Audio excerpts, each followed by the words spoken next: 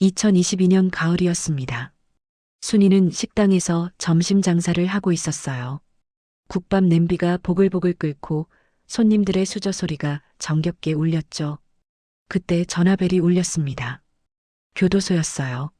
순이는 앞치마에 손을 닦으며 전화를 받았습니다. 수화기 너머로 담담한 목소리가 흘러나왔어요. 박정수 수영자, 내년 봄 사형 집행 예정입니다. 순이의 손에서 국자가 떨어졌습니다. 쨍그랑. 국물이 바닥에 튀었지만 느끼지 못했어요. 사모님? 사모님, 들으셨습니까? 순이는 대답하지 못했습니다. 다리에 힘이 풀렸어요. 그대로 바닥에 주저앉았습니다. 손님들이 놀라서 달려왔어요. 순이의 눈은 허공을 바라보고 있었습니다. 입술이 파르르 떨렸어요. 아무 소리도 나오지 않았습니다. 교도소 면회실이었습니다. 낡은 플라스틱 의자에 한 여자가 앉아 있었어요. 희끗희끗한 머리카락, 주름진 손등. 62살 김순이었죠. 그녀의 무릎 위에는 색바랜 보자기가 놓여 있었습니다. 유리창 너머로 한 남자가 걸어왔어요. 구부정한 어깨, 반백의 머리카락. 65살 박정수였습니다. 죄수복 가슴에 달린 빨간 명찰이 눈에 들어왔어요. 사형수. 두 사람은 아무 말 없이 유리창에 손을 맞댔습니다. 20해 동안 이어져 온 토요일의 풍경이었죠. 2004년 가을이었어요. 경상도 어느 시골 마을. 허름한 기와집 마당에 빨래가 널려 있었습니다. 고추가 빨갛게 말라가고 장독대 위로 잠자리가 날아다녔어요. 부엌에서 불빛이 새어나왔습니다. 저녁 밥상이 차려져 있었죠. 네 사람이 둘러앉아 있었어요. 42살 김순이, 72살 어머니 말순, 38살 남동생 동수, 그리고 절친한 친구 영자. 평화로운 저녁이었습니다. 순이가 서류 봉투 하나를 꺼냈습니다. 무릎 위에 올려놓은 그녀의 손끝이 미세하게 떨리고 있었어요. 그러나 눈빛만은 단단했죠. 저 사형수랑 결혼할래요. 정적이 내려앉았습니다. 벽식의 초침 소리가 비정상적으로 크게 들렸어요. 째깍, 째깍. 어머니의 숟가락이 공중에서 멈췄습니다. 동생의 입에서 밥알이 툭 떨어졌어요. 영자만이 고개를 숙인 채 아무 말이 없었죠. 마치 이 순간이 올 줄 알았다는 듯이요. 순이가 봉투에서 서류를 꺼냈습니다. 혼인신고서였어요. 한쪽에는 또박또박한 글씨로 이름이 적혀 있었죠. 박정수. 주소란에는 교도소 이름이 쓰여 있었습니다. 어머니의 얼굴이 하얗게 질려갔어요. 그 이름을 알아본 거죠. 5년 전 뉴스에 나왔던 살인마. 동생이 벌떡 일어섰습니다. 의자가 뒤로 넘어가며 쾅 소리를 냈어요. 그 순간 어머니가 뒤로 쓰러졌습니다. 기절이었죠. 영자가 달려가 노인을 부축했어요. 그날 밤이었습니다. 소문은 바람보다 빠르게 퍼져나갔어요. 슈퍼마켓 앞에서 아낙네들이 수군거렸습니다. 김신의 큰딸이 미쳤대. 정자나무 아래서 노인들이 혀를 찼어요. 그 살인마랑 결혼한다 카더라. 경로당에서도 한숨소리가 터져나왔습니다. 말순이가 무슨 죄야, 저런 딸 둬가지고. 마을 사람들의 손가락이 일제히 김신의 집을 향했어요. 그 집 불빛은 밤새도록 꺼지지 않았습니다. 안에서 무슨 일이 벌어지고 있는지 아무도 몰랐죠. 새벽 2시였습니다. 순이가 마당에 쪼그리고 앉아 있었어요. 장독대 앞에서 하늘을 올려다보고 있었죠. 반달이 구름 사이로 희미하게 빛났습니다. 그녀의 손이 무의식적으로 목 뒤로 올라갔어요. 셔츠 깃을 젖히자 오래된 흉터가 드러났습니다. 칼에 베인 듯 울퉁불퉁한 자국이었죠. 25년이 넘도록 그 자리에 남아 있었어요. 순이는 천천히 흉터를 어루만졌습니다. 그녀의 눈가에 눈물 한 방울이 맺혔어요. 사람들은 왜냐고 물었지만 대답할 수 없었습니다. 대답하려면 25년 전 그날 밤으로 돌아가야 했으니까요. 사연 시작 전 구독과 좋아요 부탁드립니다. 감사합니다. 1999년 겨울이었습니다. 경상도 어느 시골 마을 국밥집 박간애가 있었어요. 김이 모락모락 피어오르는 부엌에서 17살 소녀가 설거지를 하고 있었죠. 순이었습니다. 때 묻은 앞치마, 물에 부른 손, 그러나 눈빛만은 맑았어요. 그녀는 중학교를 졸업하자마자 이 식당에서 일하기 시작했습니다. 아버지가 돌아가시고 어머니 혼자 남매를 키울 수 없었거든요. 동생 동수는 겨우 13살이었어요. 순이는 동생만큼은 학교에 보내고 싶었습니다. 그래서 새벽부터 밤까지 일했죠. 박 사장 내외는 순이를 딸처럼 아꼈어요. 순이야, 밥 먹고 해라. 순이야, 오늘은 일찍 들어가. 그 따뜻한 말 한마디가 순이에게는 전부였습니다. 그날 밤 11시였습니다. 손님들이 모두 빠져나가고 박 사장 내외는 먼저 퇴근했어요. 순이 혼자 마무리 청소를 하고 있었죠. 바닥을 쓸고 테이블을 닦고 불을 끄려는 순간이었습니다. 뒷문이 삐걱 열렸어요. 순이의 손이 멈췄습니다. 어둠 속에서 누군가 걸어 들어왔어요. 술 냄새가 진동했습니다. 조용태, 마을에서 악명 높은 건달이었죠. 35살 험상궂은 얼굴에 눈이 풀려 있었어요. 순이의 심장이 쿵쿵 뛰기 시작했습니다. 사장 어딨어? 순이는 대답하지 못했어요. 목소리가 나오지 않았거든요. 조용태가 비틀거리며 다가왔습니다. 조용태의 손이 순이의 팔을 움켜쥐었습니다. 순이는 본능적으로 몸을 비틀었어요. 놔주세요. 비명이 터져 나왔습니다. 조용태가 거칠게 순이를 끌어당겼어요. 테이블이 넘어가고 그릇이 바닥에 떨어져 깨졌습니다. 순이는 필사적으로 저항했어요. 손톱으로 핥히고 발로 찼습니다. 그 순간 조용태의 손에서 무언가 번쩍였어요. 칼이었습니다. 순이의 목에 차가운 감촉이 닿았습니다. 피가 흘러내렸어요. 소리 지르면 죽여버린다. 순이는 더 이상 소리를 낼 수 없었습니다. 눈물만이 볼을 타고 흘러내렸어요. 그때였습니다. 쾅! 앞문이 박차고 열렸습니다. 박 사장이었어요. 집에 가다가 이상한 소리를 듣고 돌아온 거였죠. 이 자식이. 박 사장이 달려들었습니다. 조용태와 뒤엉켜 싸우기 시작했어요. 주먹이 오가고 가구가 넘어갔습니다. 순이는 바닥에 쓰러진 채 벌벌 떨고 있었어요. 목에서 피가 계속 흘러내렸습니다. 그때 또 다른 발소리가 들려왔어요. 뒷문으로 한 남자가 뛰어들어왔습니다. 트럭 기사 복장이었어요. 그는 상황을 한눈에 파악하고 순이에게 달려왔습니다. 일어나요, 빨리. 순이를 부축해 밖으로 끌어냈어요. 그 남자가 정수였습니다. 밖으로 나온 순이는 정수의 트럭 뒤에 숨었습니다. 안에서 고함 소리와 부딪히는 소리가 계속 들려왔어요. 정수가 다시 안으로 뛰어들어갔습니다. 그리고 잠시 후 모든 소리가 멈췄어요. 싸늘한 정적이 내려앉았습니다. 순이는 떨리는 다리로 식당 안을 들여다봤어요. 박 사장이 바닥에 쓰러져 있었습니다. 움직이지 않았어요. 피가 흥건하게 번져 있었죠. 조용태는 어디에도 없었습니다. 정수만이 넉나간 표정으로 서 있었어요. 그의 손에는 피 묻은 칼이 들려 있었습니다. 조용태가 도망치며 떨어뜨린 칼. 정수가 주운 것이었죠. 멀리서 경찰 사이렌 소리가 들려왔습니다. 경찰이 도착했습니다. 순이는 울면서 설명하려 했어요. 이 사람 아니에요. 다른 사람이 있었어요. 그러나 아무도 듣지 않았습니다. 현장에는 정수만 있었고 그의 손에는 흉기가 들려 있었으니까요.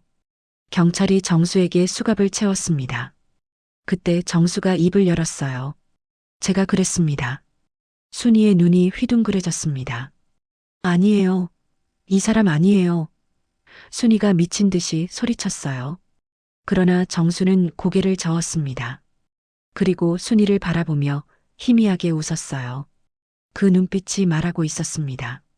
됐어. 넌 살았잖아. 경찰차가 떠나갈 때까지 순이는 바닥에 주저앉아 울었습니다. 목에서 흘러내린 피가 앞치마를 적셨어요. 그날의 흉터는 25년이 지나도 사라지지 않았습니다. 2004년 11월의 어느 날이었습니다. 교도소 작은 회의실에 5사람이 모여 있었어요. 신부 순이, 증인 영자, 신목사, 교도관, 그리고 법원 직원. 신랑은 유리창 너머에 앉아 있었습니다. 죄수복을 입은 채로요. 신목사가 성경책을 펼쳤어요. 손이 미세하게 떨리고 있었습니다. 30년 목회 생활 중 이런 결혼식은 처음이었거든요. 순이는 단정한 흰 블라우스를 입고 있었어요. 웨딩드레스 대신 골라 입은 옷이었죠. 유리창 너머 정수는 고개를 숙이고 있었습니다. 차마 순이를 똑바로 볼 수 없었어요. 이 혼인을 허락하시겠습니까? 신목사의 물음에 순이가 대답했습니다. 예. 정수의 입술이 떨렸어요. 한참을 망설이다 겨우 대답이 나왔습니다. 예. 그렇게 두 사람은 부부가 되었습니다. 손 한번 잡아보지 못한 채로요. 결혼 후 첫 면회 날이었습니다. 순이는 새벽같이 일어나 도시락을 쌌어요. 정수가 좋아한다던 계란말이, 시금치나물, 갓 지은 흰쌀밥. 버스를 2번 갈아타고 교도소에 도착했습니다. 면회실 유리창 앞에 앉았어요. 정수가 들어왔습니다. 두 사람은 한동안 말이 없었어요. 정수가 먼저 입을 열었습니다. 왜 이런 바보짓을 해요? 순이는 대답하지 않았어요. 대신 품에서 작은 사진 한 장을 꺼냈습니다. 혼인신고서에 붙였던 증명사진이었어요. 유리창에 갖다 대며 말했습니다. 이제 가족이에요. 정수의 눈시울이 붉어졌습니다. 고개를 돌려 천장을 바라봤어요. 눈물을 보이고 싶지 않았거든요. 순이는 가만히 기다렸습니다. 면회 시간이 끝날 때까지 두 사람은 거의 말이 없었어요. 그래도 괜찮았습니다. 같은 공간에 있다는 것만으로 충분했으니까요. 면회를 마치고 돌아오는 버스 안이었습니다. 순이는 창밖을 바라보고 있었어요.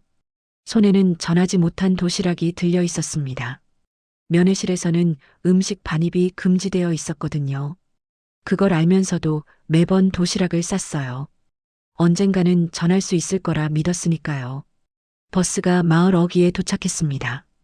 내리는 순이를 향해 시선들이 쏠렸어요. 정류장에 서 있던 아낙네들이 수군거렸습니다. 살인마 면회 갔다 온다 카더라. 쯧쯧, 저러고도 얼굴에 철판을 깔고 다니네. 순이는 못 들은 척 걸음을 옮겼어요. 등 뒤로 웃음소리가 따라왔습니다. 손에 든 도시락이 천근만근 무겁게 느껴졌어요. 순이는 고개를 숙인 채 집으로 향했습니다. 눈물이 날 것 같았지만 꾹 참았어요. 울면 지는 거라고 생각했거든요. 집에 도착한 순이는 대문 앞에서 멈췄습니다. 어머니 방불이 켜져 있었어요. 순이는 조심스럽게 마당을 가로질렀습니다. 어머니 방문 앞에 섰어요. 어머니, 저 왔어요. 대답이 없었습니다. 어머니, 문이 열리지 않았어요. 순이는 한참을 서 있었습니다. 문 너머로 어머니의 기척이 느껴졌어요. 분명 깨어 있는데 대답을 하지 않는 거였죠. 순이의 손이 문고리 위에서 떨렸습니다. 결국 손을 내렸어요. 내일 아침 일찍 식당 가요. 주무세요. 돌아서는 순이의 눈에서 눈물 한 방울이 떨어졌습니다. 어머니의 침묵이 어떤 욕설보다 아팠어요. 자식을 거부하는 부모의 등. 그것이 세상에서 가장 차가운 문이었습니다. 며칠 후 동생 동수가 찾아왔습니다. 술 냄새를 풍기며 순이 앞에 섰어요. 얼굴이 벌겋게 달아올라 있었습니다. 누나, 정신 차려. 순이는 대꾸하지 않았어요. 동수의 목소리가 높아졌습니다. 그 살인마 때문에 엄마가 동네방네 고개를 못 들어. 순이는 설거지를 계속했어요. 물소리가 동생의 고함을 삼켰습니다. 누나. 동수가 순이의 팔을 잡아 돌려 세웠어요. 순이의 눈과 동수의 눈이 마주쳤습니다. 순이의 눈빛은 고요했어요. 흔들림이 없었습니다. 네 누나 살려준 사람이다. 동수의 손이 멈췄어요. 뭐라카노?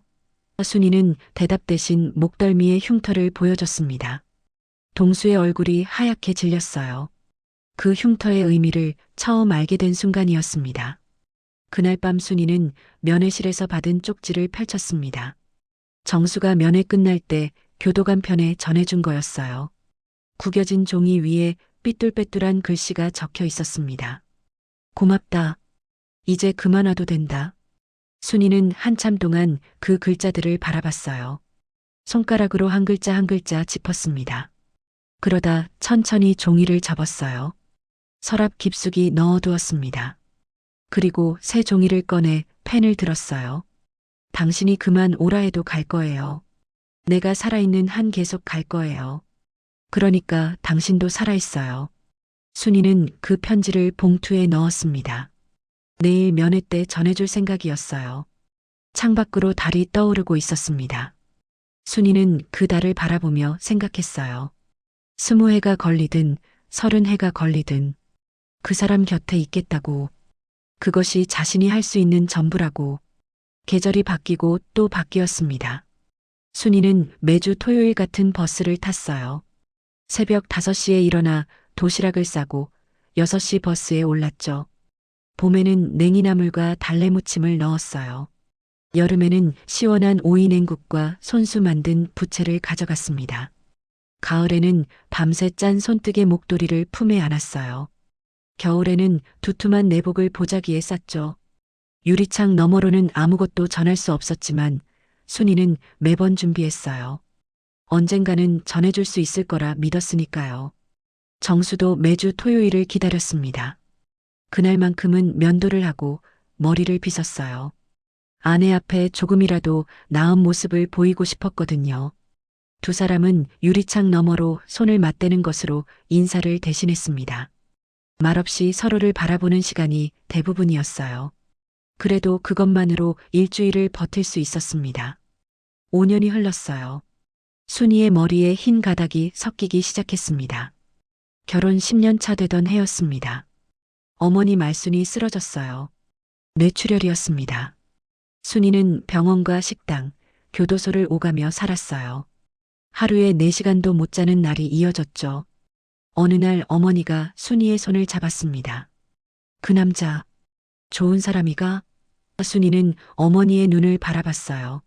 10년 만에 처음 묻는 말이었습니다. 예, 엄마. 저 살려준 사람이에요. 어머니의 눈에서 눈물이 흘러내렸어요. 주름진 볼을 타고 베개 위로 떨어졌습니다. 그랬구나. 미안하다. 순이도 울었어요. 10년 동안 참아왔던 눈물이 터져 나왔습니다. 어머니의 마른 손을 꼭 쥐고 한참을 울었어요. 그해 겨울, 어머니는 눈을 감았습니다.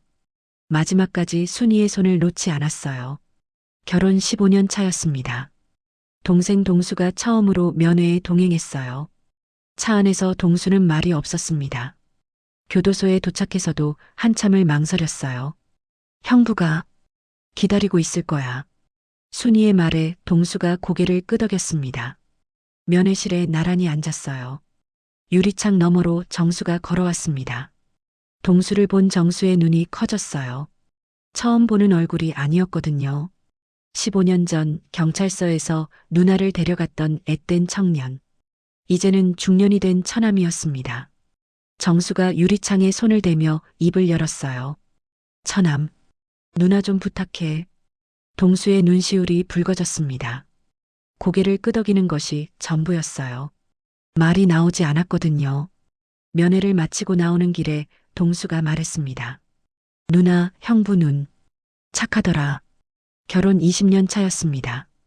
교도소 복도에서 순이는 늘 같은 교도관과 마주쳤어요.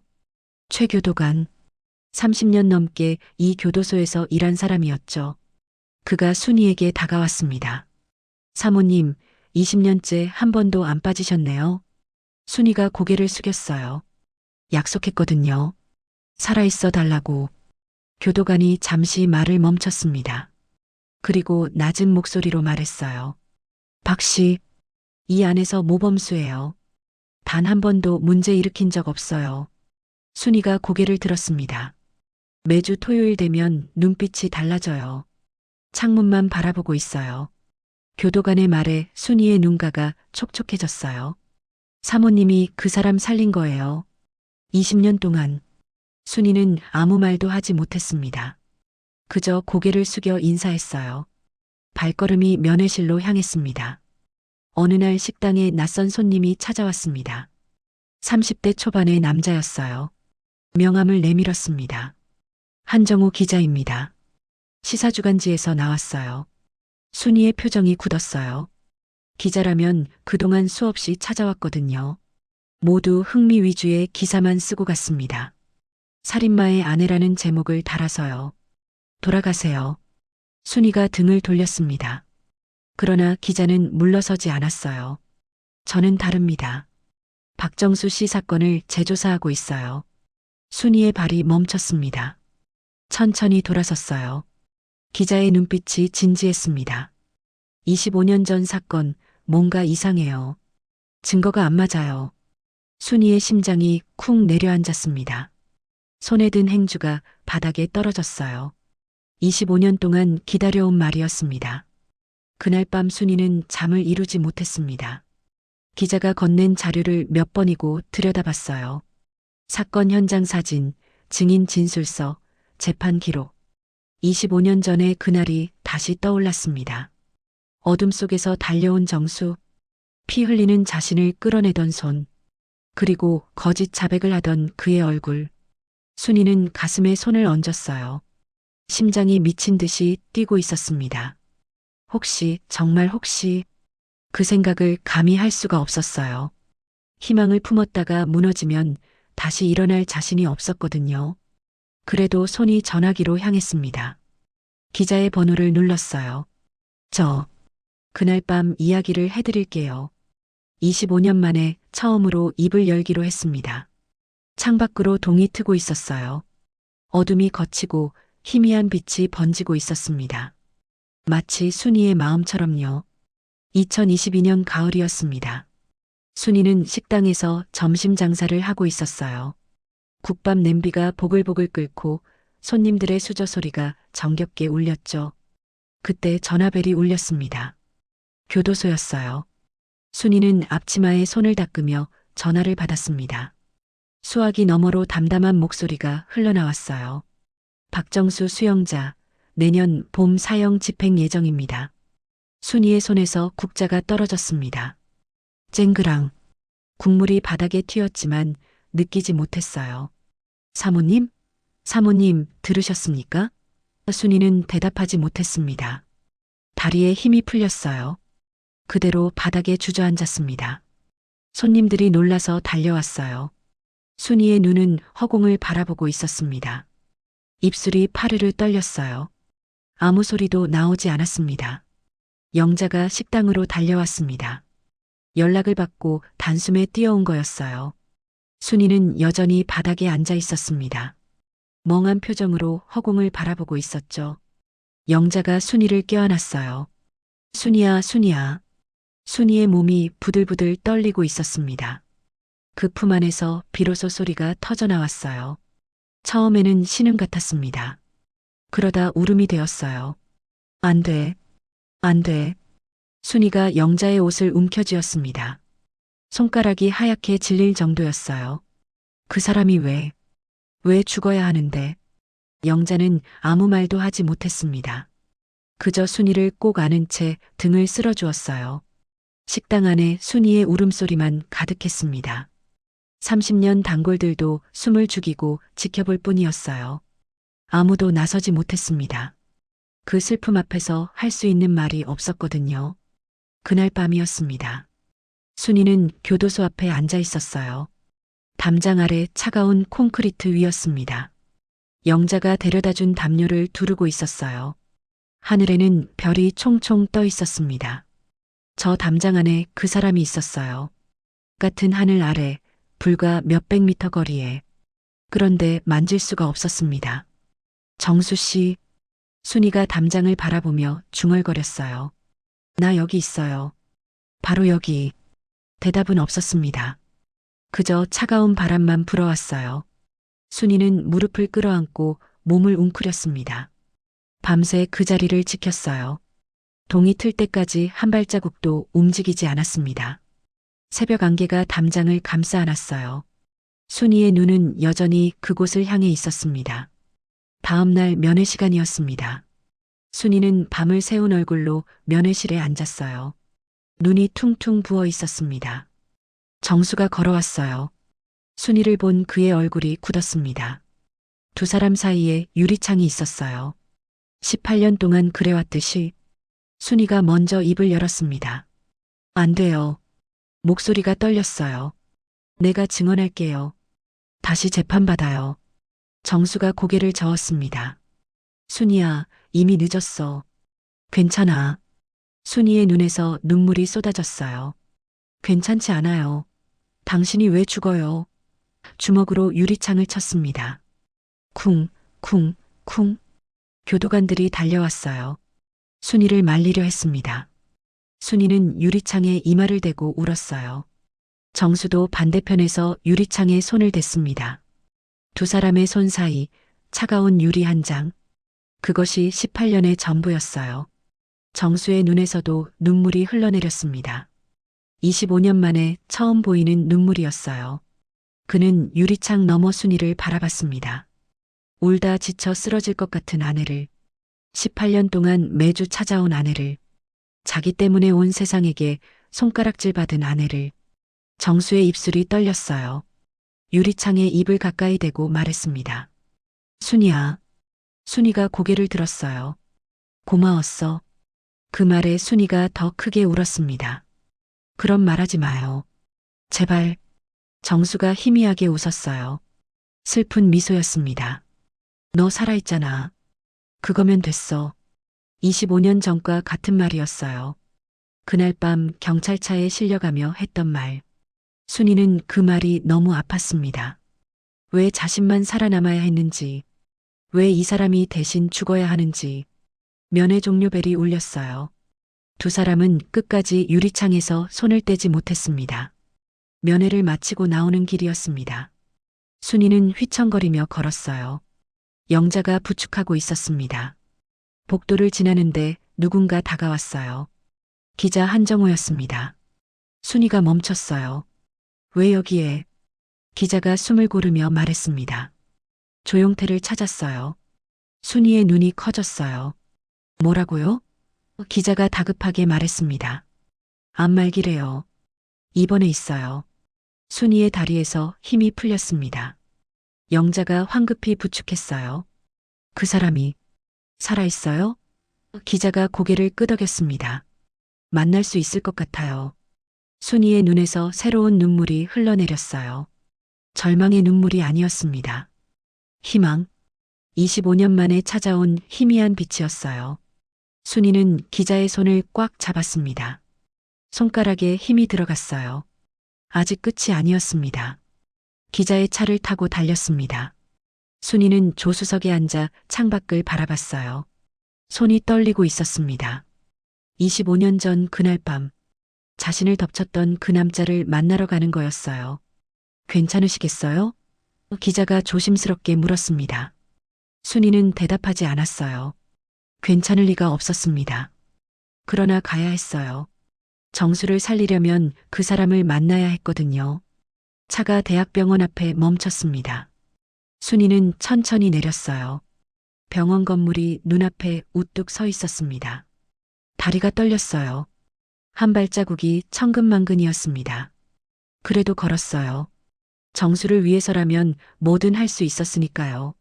로비를 지나 엘리베이터에 올랐습니다. 호스피스 병동. 버튼을 누르는 손가락이 떨렸어요. 문이 닫히고 엘리베이터가 올라갔습니다. 호스피스 병동 복도였습니다. 소독약 냄새가 코를 찔렀어요. 순이는 병실 앞에 섰습니다. 문 너머로 기계 소리가 들려왔어요. 심장 박동을 재는 소리였습니다. 기자가 먼저 문을 열었어요. 조용태 씨, 면회 왔습니다. 순이는 천천히 안으로 들어갔습니다. 침대 위에 한 남자가 누워 있었어요. 마르고 초췌한 얼굴. 25년 전 그 험악한 인상은 어디에도 없었습니다. 암이 그를 갉아먹고 있었어요. 피부는 누렇게 떴고 광대뼈가 툭 튀어나와 있었습니다. 조용태가 고개를 돌렸어요. 순이를 보는 순간 그의 눈이 커졌습니다. 오랜 침묵이 흘렀어요. 두 사람은 말없이 서로를 바라봤습니다. 25년 만의 재회였어요. 피해자와 가해자. 그 사이에 흐르는 공기가 무거웠습니다. 조용태가 먼저 입을 열었습니다. 목소리가 갈라져 있었어요. 네가 그 국밥집 아이가? 순이는 대답하지 않았어요. 대신 목덜미의 흉터를 보여줬습니다. 조용태의 눈에서 빛이 흔들렸어요. 그가 고개를 돌렸습니다. 천장을 바라보며 한숨을 쉬었어요. 25년이나 됐나? 기자가 앞으로 나섰습니다. 조용태 씨, 박정수 씨가 사형 집행 예정입니다. 조용태의 눈이 다시 순이를 향했어요. 그 트럭 기사, 아직 살아있어? 순이가 고개를 끄덕였습니다. 내 남편이에요. 조용태의 얼굴이 일그러졌어요. 믿을 수 없다는 표정이었습니다. 네가 그 사람이랑 결혼했다고? 순이는 담담하게 대답했어요. 예. 20년 됐어요. 조용태의 눈에서 눈물이 흘러내렸습니다. 그 눈물이 무슨 의미인지 순이는 알 수 없었어요. 조용태가 한참 동안 울었습니다. 마른 몸이 들썩거렸어요. 기침이 터져 나왔습니다. 피가 섞인 기침이었어요. 간호사가 달려와 입을 닦아줬습니다. 조용태가 가까스로 입을 열었어요. 이제 와서 이게 무슨 소용이야? 기자가 차분하게 말했습니다. 당신이 아무 말 없이 죽으면 박정수 씨도 죽습니다. 조용태의 눈이 순이를 향했어요. 25년 전 자신이 망쳐놓은 소녀. 이제는 백발이 된 여인. 그녀의 눈빛은 흔들림 없이 자신을 바라보고 있었습니다. 원망도 분노도 아니었어요. 그저 간절함이었습니다. 조용태가 눈을 감았어요. 오랜 침묵이 흘렀습니다. 그리고 천천히 입을 열었어요. 전화기, 가져와라. 기자가 전화기를 건넸습니다. 조용태의 떨리는 손가락이 번호를 눌렀어요. 경찰서요? 자수하려고 전화했습니다. 그날 저녁이었습니다. 모든 방송사에서 긴급 뉴스가 흘러나왔어요. 긴급 속보입니다. 앵커의 목소리가 긴장되어 있었습니다. 25년 전 발생한 살인 사건의 진범이 자수했습니다. 화면에 조용태의 사진이 떴어요. 현재 사형수로 복역 중인 박정수 씨는 무고한 것으로 밝혀졌습니다. 마을 슈퍼마켓 앞이었습니다. 텔레비전 앞에 사람들이 모여 있었어요. 20년 동안 순이를 손가락질하던 사람들이었습니다. 모두 입을 다물지 못했어요. 경로당에서도 마찬가지였습니다. 노인들이 텔레비전을 바라보며 굳어 있었어요. 아이고, 그럼 순이가 누군가 중얼거렸습니다. 그제야 사람들이 깨달았어요. 20년 동안 순이가 왜 그 남자 곁을 지켰는지, 왜 손가락질을 받으면서도 면회를 다녔는지, 마을에 무거운 침묵이 내려앉았습니다. 순이네 집 거실이었습니다. 작은 텔레비전에서 뉴스가 흘러나오고 있었어요. 재심이 진행될 예정이며 무죄 판결이 유력합니다. 순이는 텔레비전 앞에 서 있었습니다. 멍한 표정이었어요. 25년, 20년, 그 긴 시간이 머릿속을 스쳐 지나갔습니다. 다리에 힘이 풀렸어요. 그대로 무릎을 꿇고 주저앉았습니다. 소리 없이 울기 시작했어요. 어깨가 들썩거렸습니다. 영자가 달려와 껴안았어요. 됐어, 순이야. 됐어. 순이의 울음소리가 터져 나왔습니다. 20년 동안 참아왔던 모든 것이 쏟아져 나왔어요. 서름, 외로움, 두려움, 그리움. 모든 것이 눈물이 되어 흘러내렸습니다. 영자도 함께 울었어요. 두 사람은 한참 동안 껴안은 채 울었습니다. 창밖으로 노을이 지고 있었어요. 25년 만에 해가 지고 있었습니다. 그러나 이번에는 달랐어요. 내일은 새로운 해가 뜰 거였습니다. 법원 앞이었습니다. 기자들이 카메라를 들고 몰려 있었어요. 플래시가 쉴 새 없이 터졌습니다. 순이는 법원 계단 앞에 서 있었어요. 영자와 동수가 양옆을 지키고 있었습니다. 손에는 20년 동안 써온 편지 묶음이 들려 있었어요. 정수에게 보냈지만 전하지 못한 편지들. 수백 통이 넘었습니다. 법원 문이 열렸어요. 변호사가 먼저 나왔습니다. 그의 얼굴에 미소가 번져 있었어요. 순이의 심장이 멈추는 것 같았습니다. 무죄입니다. 그 한마디에 순이의 무릎이 풀렸어요. 동수가 황급히 부축했습니다. 누나, 이겼어. 우리가 이겼어. 순이는 대답하지 못했어요. 눈물만 흘러내렸습니다. 25년. 너무나 긴 시간이었어요. 그 시간이 드디어 끝났습니다. 정수는 침대에 앉아 벽을 바라보고 있었어요. 내일이면 이 벽을 떠납니다. 25년 동안 바라봤던 벽. 손때가 묻은 벽. 처음 이곳에 왔을 때는 29이었어요. 이제는 65입니다. 인생의 절반 이상을 이 안에서 보냈어요. 정수는 품에서 작은 상자를 꺼냈습니다. 순이가 보내온 편지들이 담겨 있었어요. 20년 동안 모은 편지. 첫 번째 편지를 펼쳤습니다. 당신이 그만 오라 해도 갈 거예요. 두 번째 편지. 오늘 날씨가 좋았어요. 당신 생각이 났어요. 세 번째 편지. 어머니가 돌아가셨어요. 마지막에 당신을 좋은 사람이라 했어요. 정수의 눈에서 눈물이 흘러내렸습니다. 이 편지들이 자신을 살렸어요. 매주 찾아오는 그 여자가 자신을 살렸습니다. 내일 드디어 그 손을 잡을 수 있어요. 유리창 없이 석방 당일 아침이었습니다. 교도소 정문 앞에 사람들이 모여 있었어요. 기자들, 시민단체, 그리고 마을 사람들. 20년 동안 순이를 손가락질하던 사람들도 왔습니다. 그들은 고개를 숙이고 서 있었어요. 미안함을 담은 표정이었습니다. 순이는 정문 바로 앞에 서 있었어요. 새로 산 옷을 입고 있었습니다. 단정한 흰색 블라우스. 20년 전 옥중 결혼식 때 입었던 것과 같은 색이었어요. 영자가 순이의 손을 잡았습니다. 차가웠어요. 긴장으로 굳어 있었습니다. 곧 나와. 영자의 말에 순이가 고개를 끄덕였어요. 심장이 미친 듯이 뛰었습니다. 정문 안쪽에서 발소리가 들려왔어요. 모두의 시선이 문으로 향했습니다. 순이는 숨을 멈췄어요. 철문이 열렸습니다. 삐걱거리는 소리가 온 세상에 울려 퍼지는 것 같았어요. 한 남자가 천천히 걸어 나왔습니다. 구부정한 어깨, 반백의 머리카락. 25년 만에 보는 사복 차림이었어요. 정수였습니다. 그가 햇빛에 눈을 찡그렸어요. 너무 오랜만에 보는 밝은 빛이었습니다. 25년 동안 형광등 불빛만 보았거든요. 정수의 눈이 천천히 세상을 훑었어요. 기자들, 사람들, 그리고 순이. 두 사람의 눈이 마주쳤습니다. 순이의 얼굴은 눈물범벅이었어요. 웃고 있는지 울고 있는지 알 수 없었습니다. 정수도 눈물이 흘러내렸어요. 두 사람은 한동안 움직이지 못했습니다. 몇 미터 되지 않는 거리. 그러나 25년의 세월이 담긴 거리였어요. 정수가 한 발자국 내딛었습니다. 순이도 걸음을 옮겼습니다. 한 발자국, 두 발자국. 두 사람의 거리가 좁혀졌어요.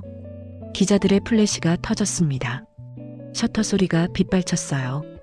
그러나 두 사람에게는 아무것도 들리지 않았습니다. 오직 상대방만 보였어요. 드디어 마주 섰습니다. 20년 만에 유리창 없이 정수의 손이 천천히 올라왔어요. 떨리는 손끝이 순이의 뺨에 닿았습니다. 따뜻했어요. 진짜 온기였습니다. 유리창 너머의 차가움이 아니었어요. 순이가 눈을 감았습니다. 눈물이 뺨을 타고 흘러내렸어요. 정수의 손가락이 그 눈물을 닦아냈습니다. 바보야. 정수가 낮게 말했어요. 진짜 바보야. 순이는 대답 대신 울기만 했습니다. 말이 필요 없었어요. 이 순간이 전부였으니까요. 정수의 손이 순이의 목 뒤로 향했습니다. 셔츠 깃을 살짝 젖혔어요. 25년 된 흉터가 드러났습니다. 정수의 손끝이 그 흉터를 천천히 쓸어내렸어요. 이것 때문에 그랬어? 순이가 고개를 끄덕였습니다. 정수의 얼굴이 일그러졌어요. 미안해. 순이가 고개를 저었습니다. 미안하다고 하지 마요. 정수가 순이를 끌어안았어요. 20년 만의 포옹이었습니다. 유리창 너머로 맞댔던 손. 이제는 온전히 안을 수 있었어요. 순이의 얼굴이 정수의 가슴에 묻혔습니다. 작은 어깨가 들썩거렸어요. 정수도 순이를 꼭 안은 채 울었습니다. 기자들의 플래시가 터졌지만 신경 쓰지 않았어요. 마을 사람들도 눈물을 흘리고 있었습니다. 영자가 동수의 팔을 잡고 울었어요. 세상이 멈춘 것 같았습니다. 25년의 기다림, 20년의 면회, 그 모든 것이 이 한 번의 포옹으로 녹아내렸어요. 집에 가자. 정수가 말했습니다. 순이가 고개를 끄덕였어요. 네, 집에 가요. 두 사람은 손을 꼭 잡고 걸어갔습니다. 드디어 함께 두 사람은 버스를 탔습니다. 20년 동안 순이 혼자 타던 버스였어요. 이제는 나란히 앉아 있었습니다. 정수는 창밖을 바라보고 있었어요. 스쳐 지나가는 풍경이 낯설었습니다. 25년 전과 많이 달라져 있었거든요. 논밭 사이로 아파트가 들어서 있었어요. 흙길은 아스팔트로 바뀌어 있었습니다. 정수의 손이 떨렸어요. 순이가 그 손을 잡았습니다. 아무 말 없이 꼭 쥐었어요. 정수가 고개를 돌려 순이를 바라봤습니다. 흰머리가 섞인 아내, 주름이 깊어진 얼굴, 그러나 눈빛만은 20년 전 그대로였어요. 매주 유리창 너머로 바라보던 그 눈빛. 정수의 눈시울이 붉어졌습니다. 순이가 희미하게 웃었어요. 버스가 마을 어귀에 도착했습니다. 두 사람은 손을 잡은 채 내렸어요. 함께 걷는 첫 번째 귀갓길이었습니다. 마을 입구에 사람들이 서 있었습니다. 20년 동안 순이를 손가락질하던 사람들이었어요. 슈퍼마켓 주인 아주머니, 경로당 할머니들, 정자나무 아래 어르신들, 그들은 고개를 숙이고 있었습니다. 아무도 먼저 말을 꺼내지 못했어요. 순이와 정수가 다가왔습니다. 슈퍼마켓 아주머니가 먼저 입을 열었어요. 순이야, 미안하다. 그 한마디에 다른 사람들도 고개를 숙였습니다. 우리가 몰랐다. 네 맘도 모르고. 순이는 아무 말도 하지 않았어요. 대신 고개를 끄덕였습니다. 원망할 힘도 없었어요. 이제는 그저 앞으로 나아가고 싶었습니다. 정수가 마을 사람들에게 허리를 숙였어요. 아내를 잘 부탁드립니다. 사람들의 눈에서 눈물이 흘러내렸습니다. 순이는 정수의 손을 잡아 끌었어요. 집으로 향했습니다. 순이네 집이었습니다. 작은 마당에 장독대가 있었어요. 어머니가 살아계실 때부터 있던 것들이었습니다. 정수는 대문 앞에서 멈췄어요. 한참 동안 집을 바라봤습니다. 25년 동안 상상만 하던 곳이었어요. 순이가 보내온 편지에서 읽었던 집, 마당의 감나무, 처마 끝에 달린 풍경, 빨래줄에 걸린 수건들, 모든 것이 편지 속 그대로였습니다. 들어와요. 순이가 대문을 열었어요. 정수가 조심스럽게 발을 들여놓았습니다. 마당에 흙을 밟는 순간 눈물이 났어요.